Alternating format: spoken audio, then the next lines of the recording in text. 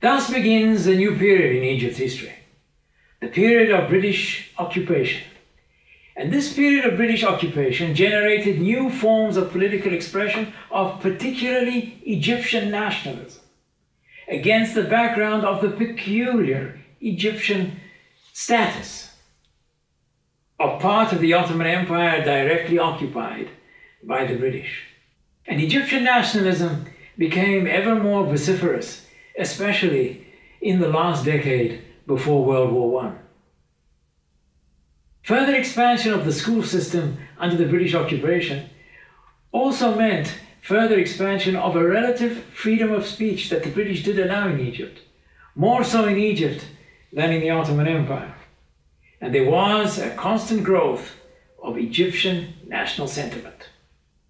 The continued competition with the Turco-Circassians over positions in the army and the bureaucracy also contributed to this Egyptian national sentiment.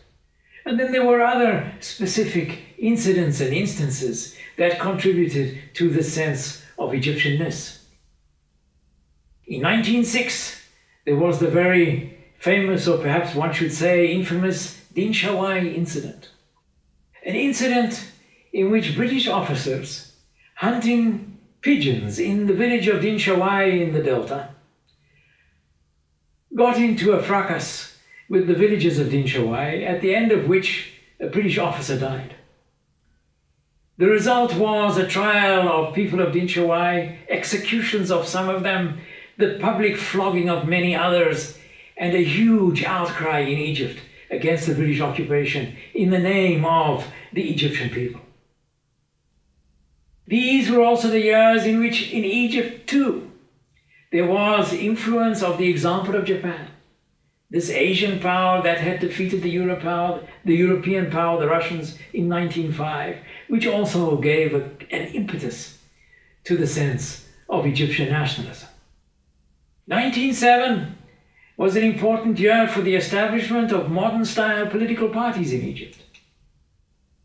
One of these was the Nationalist Party, Al-Hizb al-Watani, led by Mustafa Kamel, who lived from 1874 to 1908, and the party that he established in the name of nationalism, Watani in Arabic, was an example of how the Arabic language was beginning to change to incorporate new modern meanings coming from Europe. Originally, the word Watan, which now means national, meant just the place of birth. It now became to mean Watan in the French sense of patrie. Watan acquired a new modern meaning in connection with the nationalist idea. It now acquired, like European nationalism, this sense of attachment and loyalty. Kamel was an exciting orator and a writer, but ideologically very inconsistent. He, above all else, wanted the British out.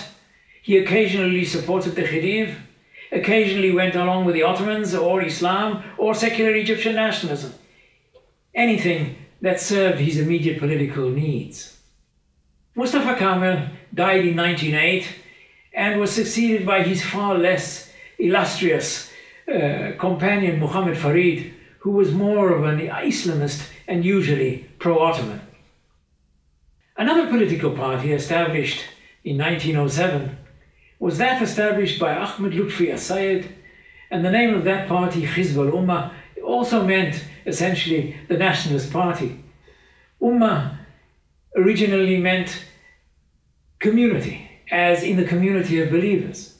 But now, in the modern era, Ummah had also come to mean the people in the modern nationalist sense. So Hizb al-Ummah also meant the Nationalist Party, if one is to translate from the Arabic into the English.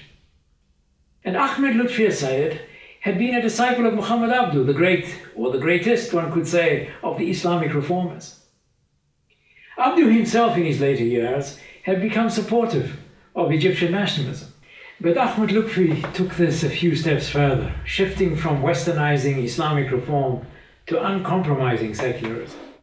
For Ahmed Lutfi, secular nationalism meant nationalism on a geographic, historic, and linguistic foundation. Nationalism, as far as he was concerned, was not about religious identity.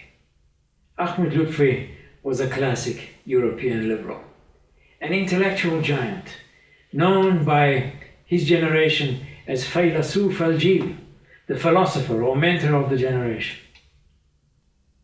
He firmly rejected religion as the cohesive element of society. Countries must be guided by national interests, not religious belief. The nation existed independently of the Islamic community, and he, Ahmed Lutfi, believed in a territorially defined nation-state. But as the British historian P.J. Vatikiotis has pointed out, Ahmed Lutfi underestimated the political power inherent in the instinctive adherence of Egyptians to their Islamic heritage. Ahmed Lutfi also differed with those who sought immediate British withdrawal. In his mind, the British presence was actually beneficial. It would enhance the modernization of the Muslims.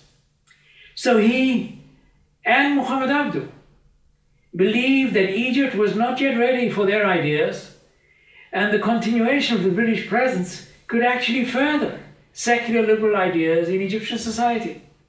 And only after that was achieved, they thought, the British should leave Egypt. But there were limits on nationalism in this period before the First World War. Very many people still had a very strong Islamic Ottoman allegiance. And this was indicated in a very strange incident of drawing the border between Egypt and the Ottoman Empire in a negotiation that was between the Ottomans on the one hand and the British as the de facto rulers of Egypt on the other. In defining the boundary between Egypt and the Ottoman Empire, that boundary which is presently the boundary between Egypt and Israel, that boundary that runs from Rafah on the Mediterranean to Taba and Eilat on the Red Sea. In drawing that line in 1906, there was a dispute between the British and the Ottomans on where the line ought to go. The Egyptian public, in this debate, supported the Ottomans against Egyptian territorial claims, because these territorial claims were being made by the British and the people still felt this strong allegiance to the Ottomans.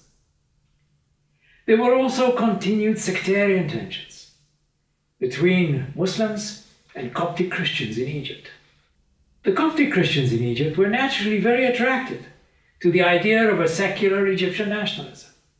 Secular nationalism for the Christians, like in other parts of the region, was very attractive. It was an ideology that would allow, in the name of secular nationalism, for Christians and Muslims to share an identity as equals. If the community is to remain identified by Islam, it would make it much more difficult for the Christians or for other minorities to enjoy equality with the Muslim majority. So there were tensions between the Copts and the Muslims in Egypt. And these were expressed, for example, in the assassination in 1910 of the Coptic Prime Minister of Egypt, Boutros Ghali. And he was assassinated by a Muslim who accused the Copts of being too supportive of the European powers. Copts, as a result, became somewhat disappointed in the nationalist movement in Egypt, and there were continued Coptic-Muslim suspicions and rivalry. The Copts tended to stress Egyptianness, which, as already mentioned, was far more convenient for them, while Muslims still attached much importance to Egypt's Islamic identity. There was an Arab dimension in Egyptian nationalism, but it wasn't very central. It was much more related to the hostility to the Turco-Circassian elite than to Arab nationalism.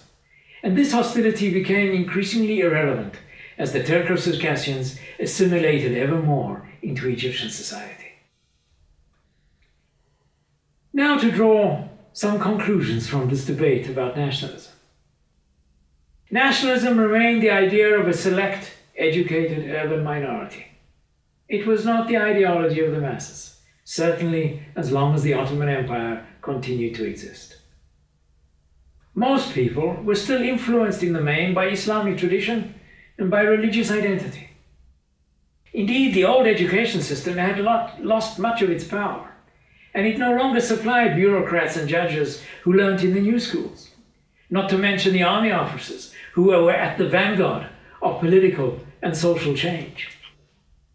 But in the villages of the rural Middle East, the old order was still very strong. The Sufi mystical religious orders still had much sway over the people and the popular worldview. Islam remained an important component of the nationalist movement, and one could not effectively mobilize the masses without it. Islam was still very much at the center both of Arabism and of Ottomanism, and both Arabism and Ottomanism were forms of nationalist defense against the West. They both took pride in the past greatness of Islam, and in political terms they both sought the preservation of the Muslim empire, albeit in different ways.